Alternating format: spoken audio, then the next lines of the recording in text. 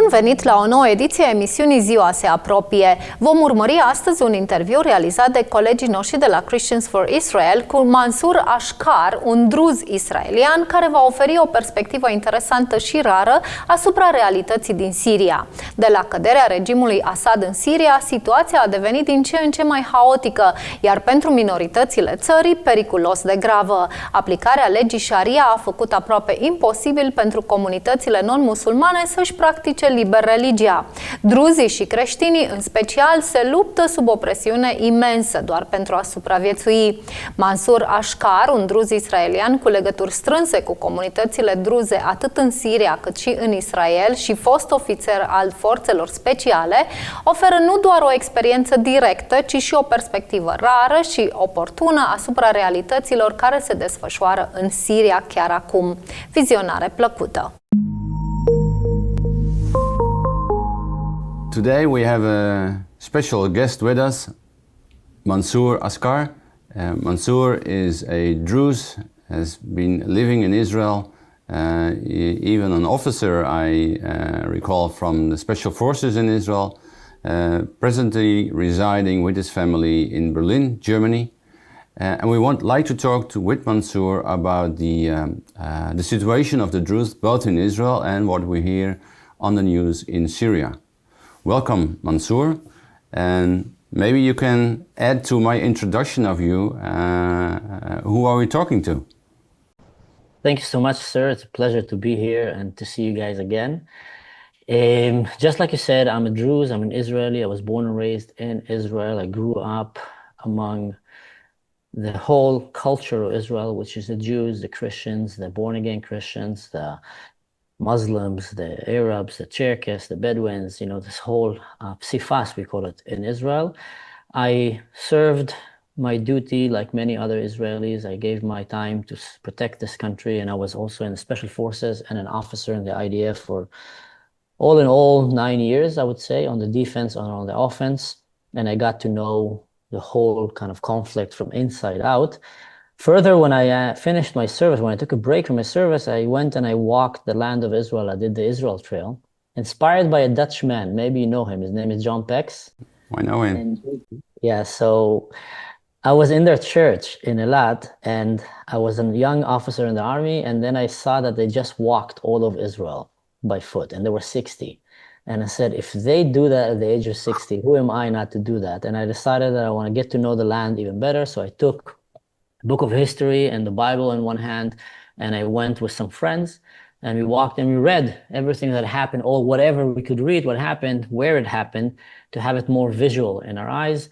So it's safe to say, I think, that I got to know the land of Israel very well, because when you do the Israel Trail also, you end up staying at, we call them angels of the trail. So you stay at houses of Muslim people, Christian people, Jewish people that invite you to their house to have a shower, a warm shower, a bed, maybe some breakfast. So you get to know the country even better. And just like you said, now I'm living in Europe, in Germany. And it's sad to say, but I'm being very concerned by what I see here in terms of the awareness in the streets. Yeah. Well, there is a lot of awareness on the fight with Gaza and in Gaza. But not so much awareness of what's happening in Syria, and especially to the Druze. Can you explain to us what the Druze are, and what are their customs, where they come from? Yes, absolutely. So the Druze are their own religion that believes that all religions are pointing to God. They're called al-Muwahhidun. That's one of their original names, which meaning from the word wahad, echad, wahid, the believer in one God. And they come and they say that God have sent different messengers throughout history to different people around the world to point them at the same faith, the same God that might have come in different names to people, but it's the one God. But that what's made them being persecuted by Islam, because Islam came and said, wait, can God send another prophet after Muhammad? And the Jews said, of course, God is God. He can do whatever he wants. If he wants to send tomorrow a messenger to come to a group of people and teach them, he will do that. And that's when they classified them as kuffar and started killing them. The Druze is a religious, secular religion, I would call it. Majority of Druze are not religious. They're not required to be religious. You cannot become Druze. You can only be born Druze, so they don't have incentive to go and convert anyone. And actually, they believe in being loyal citizens to every country and respectfully, helping that country. One of the best examples, they say, the Druze are the best immigrants to have for Europe, for example. Any Druze that I met in Europe is already fully integrated. They speak the language, they work the job here, they respect the rules. They don't want to change or bring Sharia law on everyone. But that's not only the Druze, that's in general minorities. Islam is not a minority. People need to understand that. The minorities, if you bring them to Europe, they will be very good citizens and they won't try to change you. They need to shift in Europe. People have been seeing right now the shaving of the beards of the Druze elders, which is similar pictures to what we saw of the shaving of the peot and the beards of the Jewish under the Nazis. It's a way of humiliating that religion before exterminating it. The Druze are known to have big mustaches. Now, it's not required by the religion, but it's something that they put, and I think in some way, subconsciously, when they were living under Islam, you see the Muslims, the jihadists have a big beard and not a mustache. So the Druze kind of said to differentiate ourselves a little bit while we're living here, let's just grow a big mustache. That's my opinion. But in general, it's known to have big, beautiful mustaches. And now we're seeing that they're shaving and executing them. And more concerning, we're seeing in Europe, pro-ISIS, pro-Syria regime, pro-Palestine, walking with scissors and saying we're going to go. And that became the symbol of humiliating the Druze. And the Druze in Europe are becoming unsafe right now, not just the Jews, because these people are freely walking in your countries and your governments are not doing anything about it. But that's just, in a nutshell. The Druze believe that we should be loyal to the land that we're staying at. We should work this land, and that we should respect the governments that are above us, which is very similar in some ways to the Christianity values of pray for your leaders. And the idea for it is basically leave politics for politicians, leave politics away from religion, and let us just focus on our life and our faith. That is, in a crash course a little bit. The Druze is like a 1,000 years old New Age religion. Can you a little bit explain, elaborate on the Druze community? I know they live in Israel, they live in Syria, Lebanon, and what defines their community?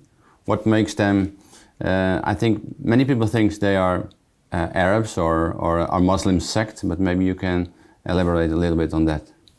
Yeah, no, that's a good question. Most people don't know what the Druze are. And I understand there's about 1 million of us on planet Earth.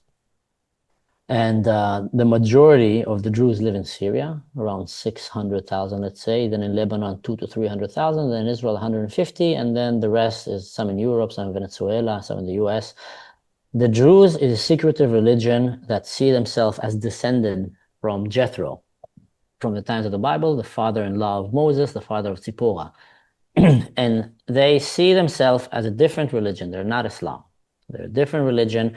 However, because they lived under Islam, because they were in the Middle East mostly, for the last 1,000 years, like many other minorities who lived under Islam, most of them got extinct because Islam either converted or killed them. So the Druze, to survive, they did what some of the Jews also in the past did. Actually, it's a Dutch Jewish family in Israel that I met, and their family name is Bueno de Muscat. And I very proud Zionist, Christian, Jewish family. And I came and I asked them, what kind of a last name is that, Bueno de Muscat? And she told me it's the Good Mosque. And I said, what kind of a Jewish family would have a last name, the Good Mosque? And she said, well, when we were living under Islam, we had to change our names sometimes and to pretend to be Muslims so we can survive. So in most places where the Druze are living right now, they can't freely share their identity. In many places, they just say blunt out there, we're Muslims. They go and they pray prayers that don't belong to them. They read books that are not their religious books. And just to survive. In other places, they say, yeah, we're Druze, but we're just like you. We're Muslims, we're alone. Just leave us alone. And, we don't marry outside. And they always tease them and try to come and take their daughters and many times even fight and kill them. The only place the Druze are freely practicing their faith with pride is in Israel and in Europe, to some extent. I would say in Israel, it's even more than in Europe, because in Europe, we're very concerned because they're hunting us down also in Europe and no one is really protecting us. But in Israel, they're full on proud of their heritage. And in an interesting way, Now that the Assad regime have fell down and the Druze in Syria are waking up to be able to contact with relatives outside, they're starting to get to know more the Druze in Israel, and also in Lebanon. They're seeing how proudly we're standing against what's happening to our brothers in Syria. And they're coming to tell me, you guys are more Druze than us. You were able to maintain your Druze identity purely and practice your faith freely. We have been contaminated by this need. Because imagine if you're a father, and I'm a father, and I can't tell everything next to my kid because he's gonna go and tell it in school. Right. He's gonna go and say it next to his friends, even in the street. So you need to be careful with what you tell him. For example, we were driving in a taxi in Zurich, in an Uber taxi, and just before we entered the taxi, I saw two taxi drivers outside there, and they were talking about how El Shara in Syria, Jawlani, need to slaughter all the Druze. And the other one came and said the Druze is, and started cursing curse words in Arabic, and I was listening very careful. I was standing next to him with my kid. And then the other one said, if I'll see a Druze now, I'll just put him in my trunk, drive him out there, and just slaughter him, and he will disappear. That's in Europe, in Zurich. Yeah. Then the taxi driver, the Uber, comes and stops, and I enter the Uber, said, God riddance, I can stay away from these lunatics. And the Uber driver opened the window and started talking to these guys. They're his friends. Hey, how are you? How's your wife? This. And I realized, wow. Now I have my kid in the car. He knows me as Abba. He doesn't know any other word for father. That's what he thinks. That's Right. He calls him Abba. Say shalom to people. So I didn't want him to start speaking Hebrew right now because I don't want to deal with these guys. So I told him, let's play a game and let's see who can stay quiet the whole ride to the hotel. And if you win, I give you ice cream. But the fact that I had to do that, it's very, very, disturbing in Europe. Now, if you're a Druze now living in Jordan, in Lebanon, in Syria, for the last, let's say, 500 years, there were often times that you really had to hide your identity. So how do you survive after one generation? You know you're Druze, but your kid, you can't tell him you're Druze. He grows up Muslim. And then at a certain age, maybe you tell him the secret, but maybe he's going to tell you out, So it's a known tactic to make religions disappear. And that's why Islam also does it to Judaism and Christianity. He can't really kill them just out there because the people of the book, they gave him the faith. So he comes and says, okay, we'll let them live in a miserable, miserable life as Class C citizens with heavy taxation and very hard life, and then they will just convert after 1-2 generations, they'll disappear. So don't worry about them. The Druze miraculously managed to survive, just like the Jews. They managed to survive for the last 1,000 years. And in Israel, they're completely free to practice that. In Lebanon, some are not so much. The ones that kind of went up supporting Jumblat and Hezbollah, they're becoming more close to jihadist values, but the core of the Druze, they're actually still very Druze, but they're being oppressed or need to be careful with what they say.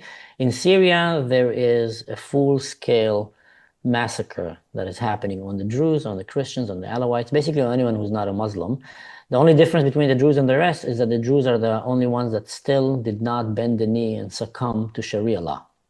And they said, we're not going to let you enforce Sharia law on us. Yeah. The government came to kill them and take all the weapons so they can do them to what they did to the Alawites, which they slaughtered more than 10,000 of them with knives, And what they've been doing to the Christians, which, there's barely any Christians left in Syria, and the ones that are there are very, very afraid and quiet. So, the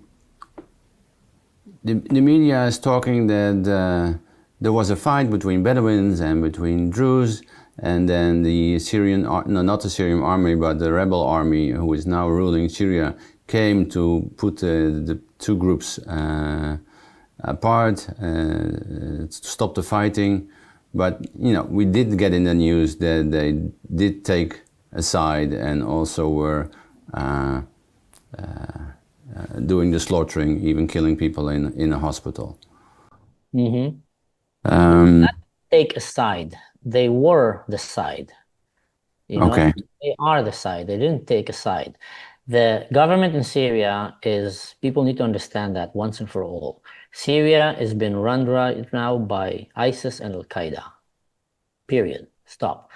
The leader of Syria right now is a former ISIS leader and former Al-Qaeda leader who went and started his own branch of Al-Qaeda. His soldiers, his armies, as former advisors for Osama bin Laden, are extreme religious people. his soldiers are wearing patches of ISIS and Al-Qaeda as they were going and slaughtering and raping and burning and killing Druze women and children proudly, filming themselves as they do that. So if that is not enough evidence for you, what can be enough evidence, to tell to the world? And they keep, not understanding. I would even say further, I was an officer in the IDF. If a soldier of mine will wake up one day and will be putting a flag of another country on his uniform, I will call him and says, excuse me, what is that? You are an official representative or Israel. It doesn't matter if you like this country or not, but you are representing Israel. So you need to put, the IDF symbols that are allowed by the system, let alone a flag of a terrorist organization or an enemy country. So the soldiers in Syria, the people of Al-Jawlani, having patches of ISIS and Al-Qaeda flags on their military vehicles. And also, if they're trying to paint the Druze as terrorists, and there's a very good reason, and the reason is you guys, and I don't mean it in a bad way, because they want to convince you guys to keep sending them money, Europe and America, and make it look like they are making Syria great again. Meanwhile, what they're actually doing, they're cleansing Syria from anyone who's not Sunnah, and I would say even Salafi Sunnah. They're literally cleansing. And what happened is they demanded, because in Islam, minorities are not allowed to carry a sword, ride a horse, build a church or a synagogue, and they live in a very oppressive way. Now, most minorities in Syria have already been disarmed completely. They have no way to defend themselves. So it's very easy to make them, just like the Quran wants to make them, as slaves. Yeah. And exterminate them. The Kurds are not agreeing, but they're also Muslim, the Kurds. They're just very secular Muslims. And that leaves the Druze. The Druze said, wait a second, Jawlani, we know who you are. 3 years ago, you sieged the Druze village, you killed the man, you kidnapped the women and daughters, you raped and converted all the young boys, and now you took over the government and you start arming these jihadists. You're even arming jihadists, ISIS and Al-Qaeda, that are coming from Chechnya, that are coming from Iraq, from Afghanistan, from all over the region, from Lebanon. Meanwhile, you're telling us, the Druze, to lay down our weapons. Sorry, but no sorry, we just don't trust you. So the Druze came and said, with the leader there, Hakmat al-Hijri, that's the religious Druze leader of Syria, one of the three, but he's the one that is leading this resistance. He came and he said, no, we demand a proper democratical election. You took this government by force, you were not elected. Assad was bad, we helped you kick away Assad, that's great. We all did our part as Syria, freed Syria from the regime of Assad, which was a very secular drug lord, basically, that was evil, but equally evil to everyone in Syria, and he was not religious at all. So he did not care what food you put on your plate. He did not care how do you pray, what do you wear. He really didn't care about these things. He was just oppressing everyone and stealing their money and preserving his seat. Now the Jews said, great, we have a new government. Let's put a real representation for all people, for the Sunnah, for the Shia, for the Alawite, for the Druze, for the Yazidis, for the Christians, And they basically said, no, we're not going to put, we are the government, we are the Sunnah, it's a Sharia law, and you are going to disarm yourself and give us your weapons. So the Druze said, no, sorry, we can't do that. And the reason that the Druze survived for the last 1,000 years under this heavy oppression, because many, many minorities disappeared from the face of this earth under Islam. It doesn't leave a place for minorities, was because they were very always smart and strong. They always knew when is the time for diplomacy and when is the time for war, when is the time to stand the ground. But also that's why they always fled and lived in the mountains, kind of in the valley of the mountains, right. The hidden place. I'm sure you've been to some Druze villages in Israel. Most of them are in the mountains. It's a place that is easier to defend. It's far away and they can work their land and work their faith. So that's when the Syrian regime started painting this picture that the Druze are doing clashes with the Muslim tribes. The Druze are bad, and now they need to go and disarm them. But what they did in the end, they came with convoys of tanks and Grad missiles into Druze villages. They burned down 30 Druze villages, burned them down. They're still unable to access these villages. So the bodies there, I've seen some images. Some of them have been eaten by the animals, rotten. Many of them probably disappeared, maybe mass graves. They went and they were start shelling with drones and rockets, Druze villages, killing everyone. And they did that with all the Bedouin tribes that came with them, with the fatwa. The fatwa was given, by the way, by the official, people in that government that said, that we are restoring the jihad from 500 years ago. About 500 years ago, the king said, okay, let's ignore the Druze, turn a blind eye because they were strong and they were helping them, fight other forces here. Yeah. And we can just turn a blind eye and pretend that they're Muslims. We don't need to kill them. So now they said, no, we're removing that fatwa, that jihad, and it's okay to kill the Druze and to take their women. Now, this is the interesting part. A fatwa, by the way, is a religious ruling. Yes, religious verdict, executive order, exactly. Yeah. So here's the interesting thing. They even said that it's permitted for a Sunni Muslim to kill a Druze man because they're pigs and humiliate them, shave their beards and execute them, and take their wives as sabiya. Slave? Sabiya is, you have two words in Arabic. You have sabaya, which is young girls. You have sabiya, which is a female sex slave. So in the Islam conquest, often, and I'm giving kind of a general explanation. Yeah. Often when they came and killed an army, killed all the men, and they will come to the boys, they'll take their pants down. If you have pubical hair, they just kill him. If not, they will take him as slaves, and later on, maybe even make him as a soldier to go and fight. That's what the Ottoman Empire, by the way, did. And they send these young Christian boys to kill their families later on in Europe because they took them from a young age. Whenever they didn't want to convert the women fully to give them like full rights as a Muslim woman, now there's a lot of rights, but there's minimal, but they wanted to keep that woman as a sex slave. So they kind of left a gray area calling her Sibiya, meaning that she is a loot. You can take her and you can pass her by the warriors and they can rape her and they can take them and they will cook for them and sleep with their fighters and etc. So when they made this fatwa, Bedouin tribes and Muslim tribes from all over the region started flocking, from Chechnya, from Somalia even. It's crazy, from all over the region to that mountain to go and kill the Christians and the Jews in that mountain and to steal their, money, gold, jewelry, TVs, animals, and etc. And all of this was not stopped by the Syrian government. All of this was sponsored and invited by the Syrian government. And that is the same Syrian government that is wearing a jacket right now and a nice beard. And European leaders are going to shake his hand and take pictures with him while he's ethnically cleansing minorities. And they're doing that because they want your money and the world is falling for it. So what is the situation now? So they have not been conquered. Israel came to the aid of the Druze community. So what's happening now? Where are we now? Israel saved them. Israel literally saved two minorities in Syria from being genocide. The Christians and the Druze. Israel saved them. No one else saved them.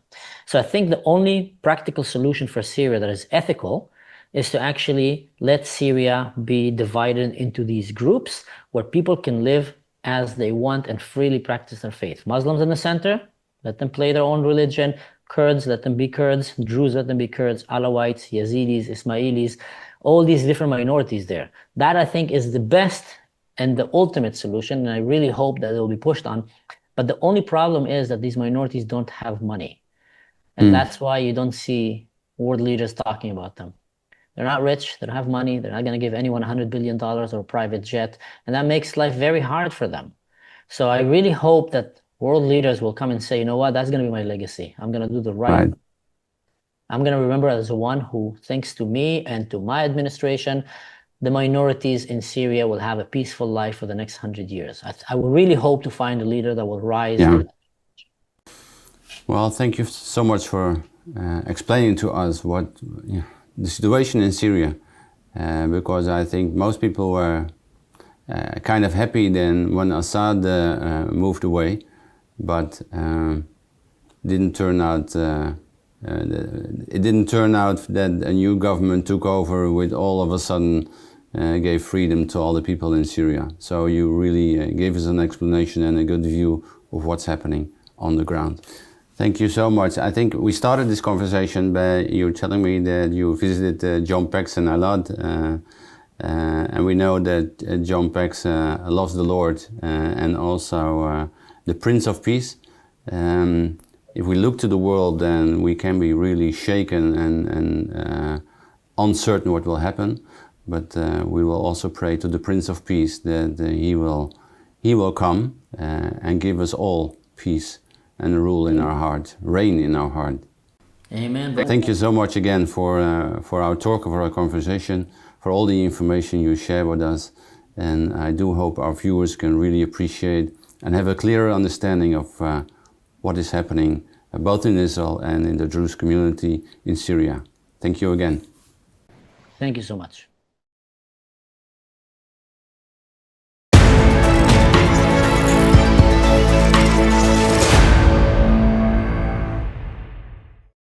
Emisiunea Ziua se apropie, se încheie aici. Vă mulțumim pentru atenție și vă dăm o nouă întâlnire săptămâna viitoare la aceeași oră. Sunt Codruța Burghelea, vă spun la revedere și Dumnezeu să vă binecuvânteze!